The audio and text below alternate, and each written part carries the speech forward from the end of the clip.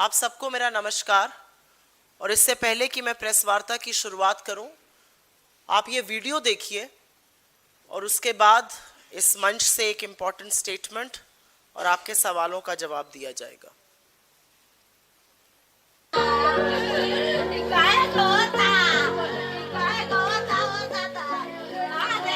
नहीं हमो से बात भइल कुछ न के बाबूजी का हाल चाल बा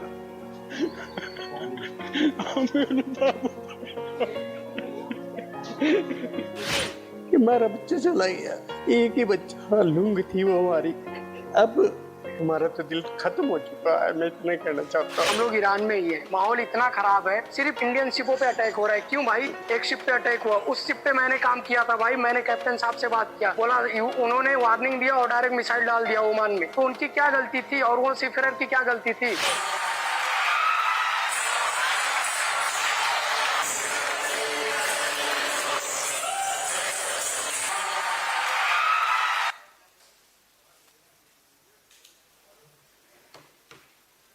इस मंच से सर्वप्रथम तो मैं हिमाचल प्रदेश के डेक कैडेट आदित्य शर्मा जी, उत्तर प्रदेश के शिवानंद चौरसिया जी, आंध्र प्रदेश के चीफ इंजीनियर पटनाला सुरेश जी, उन 3 बहादुर भारतीय नाविकों को श्रद्धांजलि देती हूं जिनके जहाज पर ओमान में, और इससे पहले कि मैं प्रेस वार्ता की ओमान की खाड़ी में हमला करके अमेरिका ने उनकी क्रूर हत्या कर दी। हम पीड़ित परिवारों के साथ खड़े हैं और कांग्रेस पार्टी उनको न्याय दिलाने के लिए प्रतिबद्ध है। लेकिन आपने ये वीडियो देखा और ये वीडियो तमाम विडंबनाओं से भरा हुआ है। इस वीडियो में आपको शिवानंद चौरसिया की बिलखती हुई मां और रोते हुए पिता दिखते हैं। 9 महीने पहले उनकी ज्वाइनिंग हुई थी, ये पहली उनकी यात्रा थी, अंतिम बन गई। यही हाल आदित्य शर्मा के पिताजी का है। नाविक कह रहे हैं चुन चुनकर भारतीयों पर हमला किया जा रहा है और इस देश के प्रधानमंत्री इस गर्मी से कोसों दूर फ्रांस में हाथ हिलाकर गलबैया करते हुए नृत्य का, गाने का, संगीत का आनंद ले रहे हैं। आपको पता है कि 11 जून को अमेरिका ने एमटी सेंटाबेलो जहाज पर हमला करके 3 भारतीय नाविकों की क्रूर हत्या की, जिनका नाम अभी मैं आपको बता चुकी हूं, आदित्य शर्मा जी, शिवानंद चौरसिया जी और पटनाला सुरेश जी।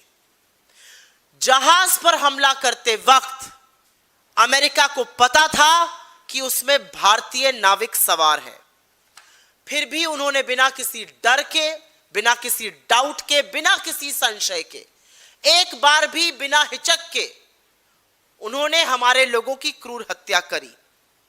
अमेरिका लगातार नाविक जहाजों पर हमला कर रहा था।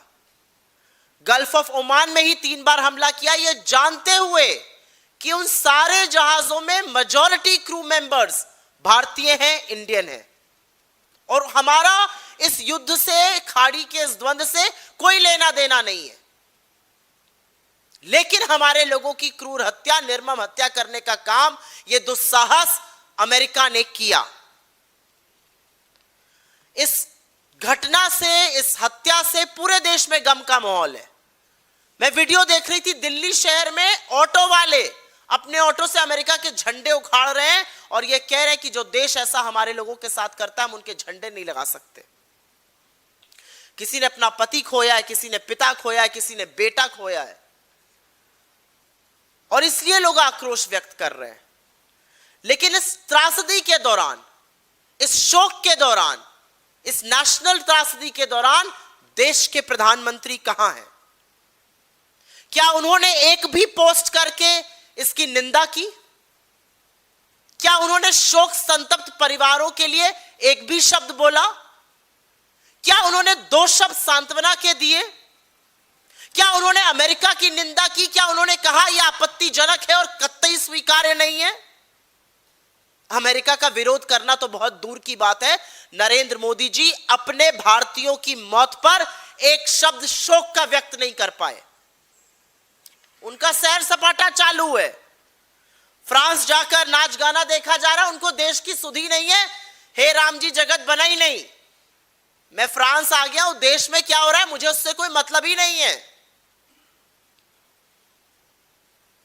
और असलियत यह है कि इन दर्दनाक मौतों में नरेंद्र मोदी की अपनी चुप्पी और उनकी सरकार का कायराना जो रवैया है वो हमारी संप्रभुता पर, हमारी स्वतंत्रता पर, हमारे स्वाभिमान पर एक बहुत बड़ा धब्बा है और इस देश की विफल विदेश नीति का एक और प्रमाण है। अगर आपको और प्रूफ चाहिए थे तो इंडियंस कोलैटरल डैमेज बन रहे हैं एक ऐसे द्वंद्व में जिससे हमारा कोई लेना देना ही नहीं है। और मार कौन रहा है? मेरे friend Donald Trump, my dear friend Donald Trump भारतीयों को मार रहे हैं और उनके मित्र देश के प्रधानमंत्री के मुंह से एक शब्द नहीं निकल रहा है। अब पता चल रहा है आप ही के माध्यम से जो खबरें मिल रही हैं कि नरेंद्र मोदी अपनी इस विदेशी यात्रा पर डोनाल्ड ट्रंप से भी जल्दी मिलने वाले हैं। जब वो मिलेंगे तो आप लोग बिजली सी केमिस्ट्री की बात बताइएगा हमें। पपियां झपियां गलबैयां दिखाई जाएंगी, माय फ्रेंड ट्रंप कहा जाएगा, हमारी कितनी केमिस्ट्री है वो बताई जाएगी। लेकिन मेरे मन में एक सवाल आता है, क्या नरेंद्र मोदी जी डोनाल्ड ट्रंप से हाथ मिलाएंगे?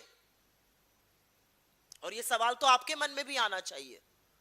इसलिए आना चाहिए क्योंकि जब पहलगाम का नरसंहार हुआ था और उसके बाद जब भारत पाकिस्तान से मैच खेल रहा था और तो उसको जस्टिफाई करना था तो भारतीय खिलाड़ियों ने पाकिस्तानी खिलाड़ियों से हाथ नहीं मिलाया था।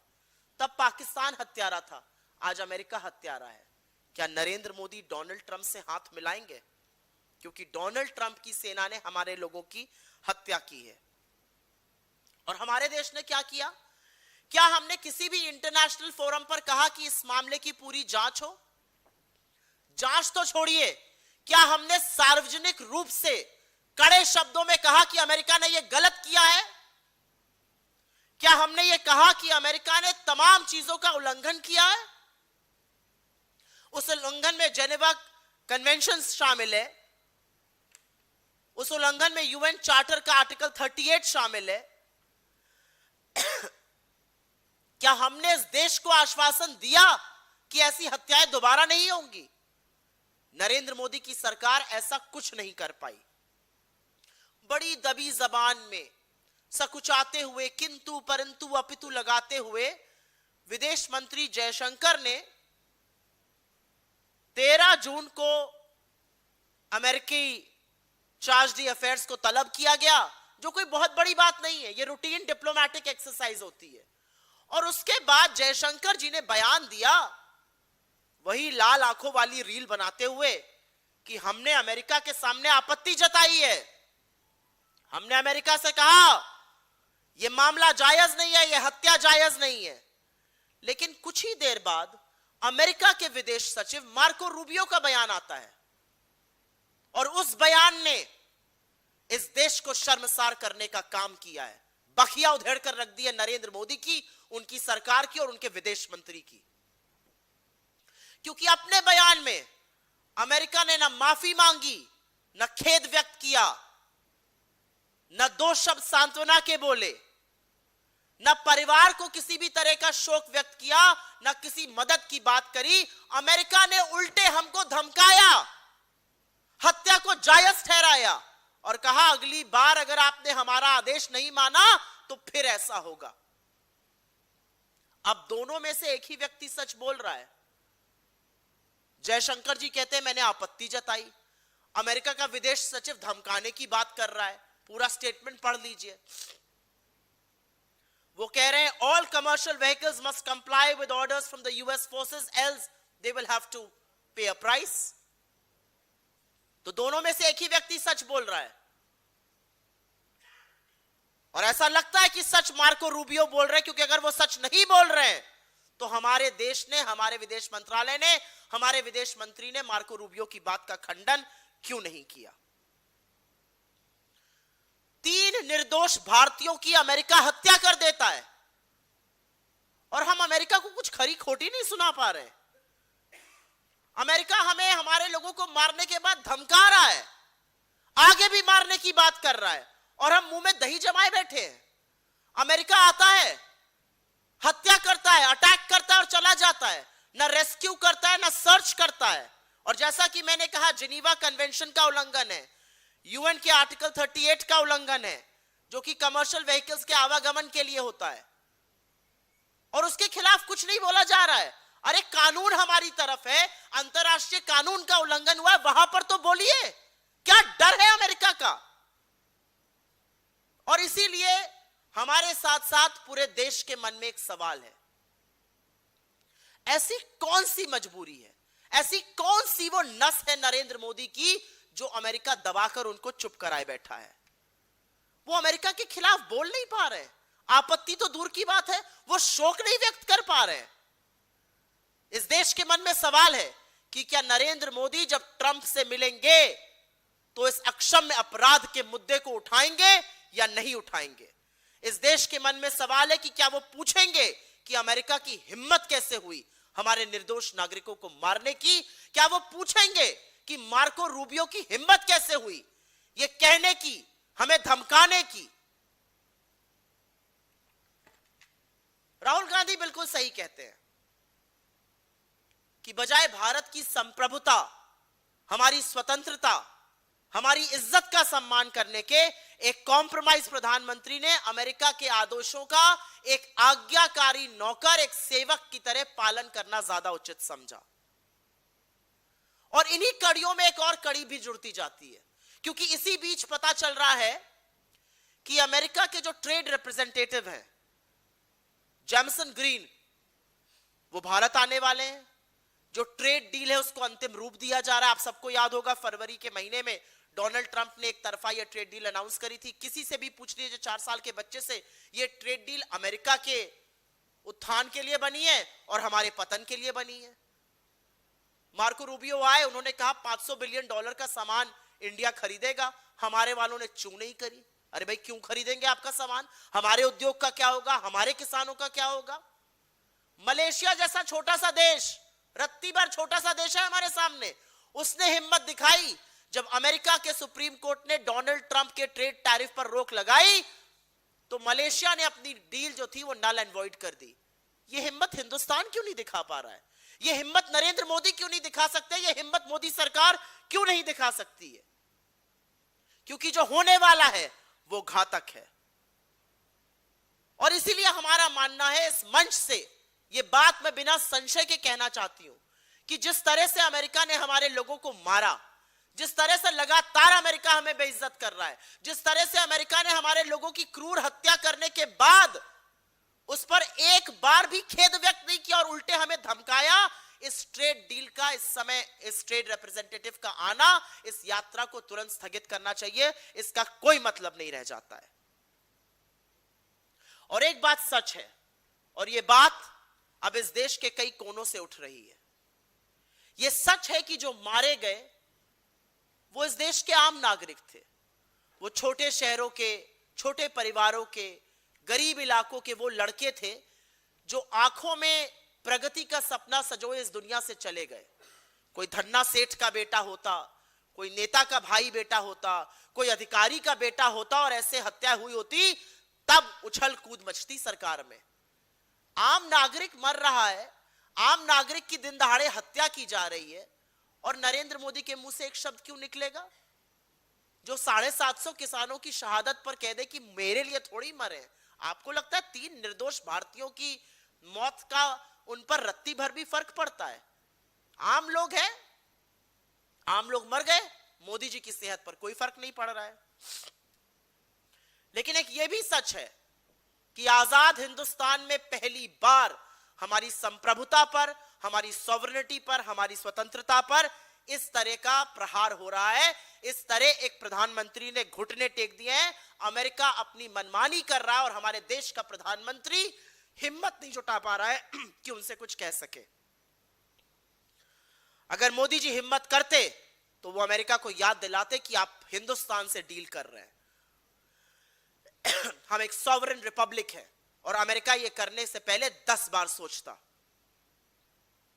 लेकिन हमारे कॉम्प्रोमाइज प्रधानमंत्री ने ना सिर्फ देश की सुरक्षा के साथ, बल्कि हमारी संप्रभुता के साथ भी खिलवाड़ किया है। और ये लोग बात करते हैं नेहरू जी की और इंदिरा जी की। किस मुंह से बात करते हैं?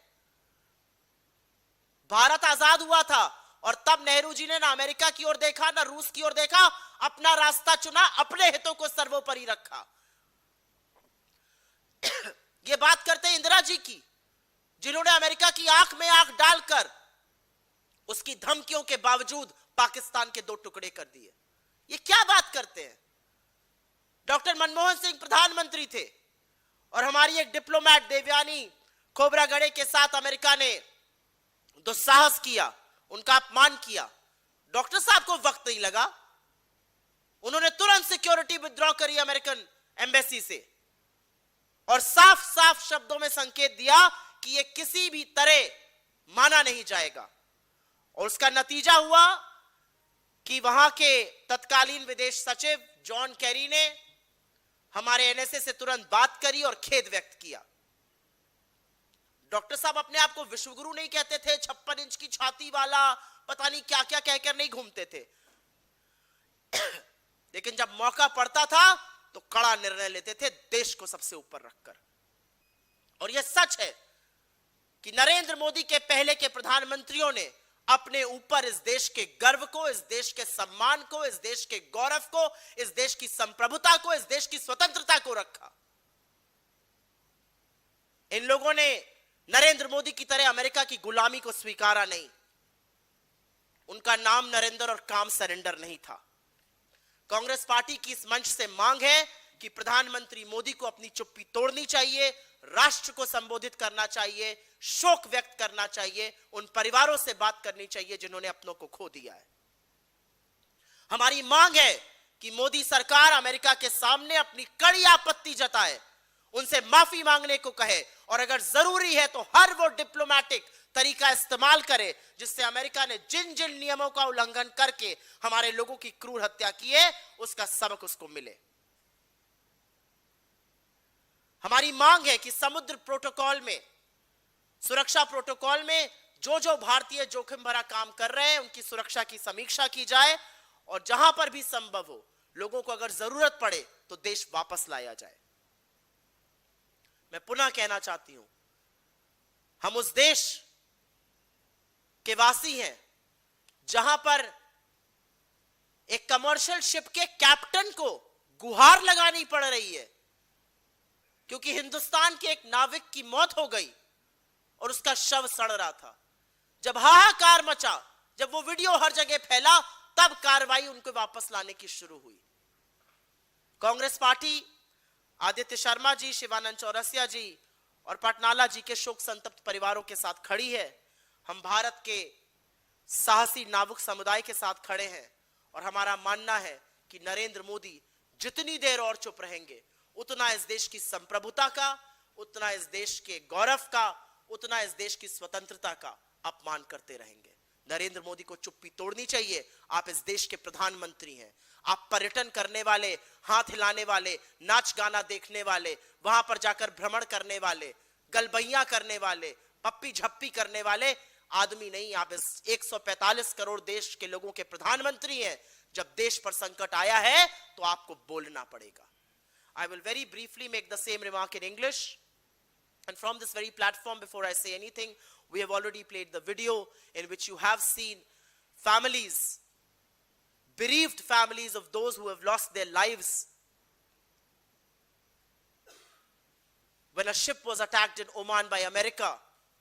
And in contrast, you see a prime minister who cared two hoots. He just doesn't seem to care.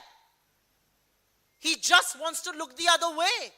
The reality is that Narendra Modi is in France. He is watching Indians song and sing and dance. He is enjoying the company of the French president. He is enjoying the hospitality. He just doesn't seem to care. On the 11th of June, and America has been consistently attacking commercial ships. But on the 11th of June, when it attacked the ship, it killed MT Setabello. It killed 3 of our brave hearts. Deck Cadet Aditya Sharma from Himachal Pradesh, Engine Fitter Shivanand Chaurasia from Uttar Pradesh, and Chief Engineer Patnala Suresh from Andhra Pradesh. The reality is that America has been repeatedly attacking these vessels. America knew very well before it made the attack that there were Indian crew members on most of those vessels. But it just doesn't care. It went ahead and killed those people despite knowing that there were Indians on board. The entire country is in mourning. People are seething with anger. And yet, 4 days after it has happened, the Prime Minister has not spoken a word. The Prime Minister has not made a single statement, not a word of condolence, not a word of remorse, not a message of sympathy to the families of the bereaved. Forget about berating America, forget about calling out America, forget about registering our strongest protest. He has not even reached out to fellow Indians who have been killed by Americans and whose families are facing a tough time and are finding it uncomfortable to bear that loss. But Narendra Modi's silence and his government's cowardly response is nothing but complicity with America that has killed our people. We are given to understand that on his foreign trip, Narendra Modi is likely to meet the United States President, Donald Trump, whom he very proudly calls his friend. What is your friendship worth if Trump's military is killing our people? We will be told of electrical chemistry. We will be seeing forced hugs. We will see a hee kiki kiki, laughing for no reason Prime Minister very soon. But there are questions that plague the minds of Indians. And question number one is, will Narendra Modi shake Donald Trump's hand? And I will tell you why I asked that question. Because after the massacre in Pahalgam, when Narendra Modi gave India the permission to play Pakistan in the cricket matches, our team did not shake hands with Pakistan. Pakistan was the perpetrator of crime then. The perpetrator of crime, the killer, the murderer this time is America. Will Narendra Modi shake hands with Donald Trump? That's the question. Will Narendra Modi raise the issue of the killing of innocent Indian civilians with Donald Trump? Will Narendra Modi register the protest that many of us in India feel? Because the reality is that after that attack, a very customarily diplomatic action was taken.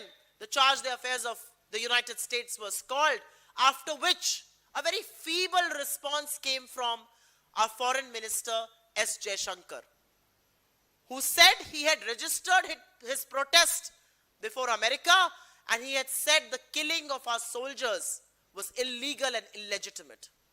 But soon after, the statement was made by the US Secretary of State, Marco Rubio, in which America, forget about condolence, forget about sympathy, forget about remorse, actually threatened us and said if we continue to disobey America, we will have to face the consequences. They actually legitimized, they justified the killing of Indian citizens.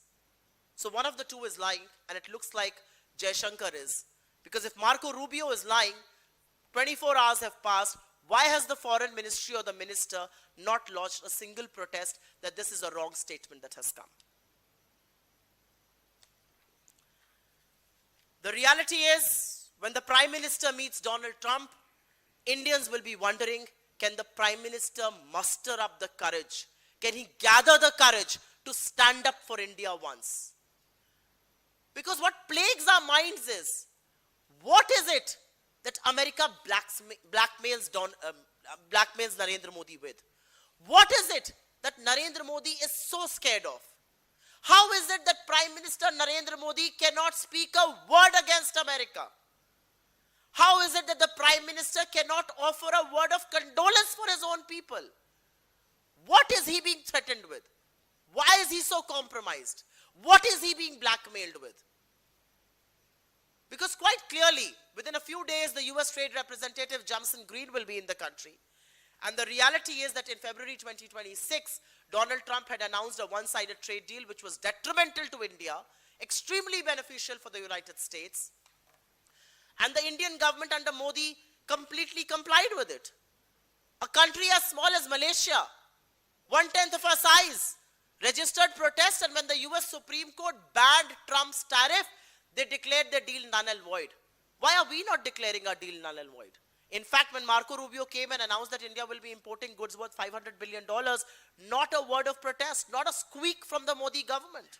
Why not?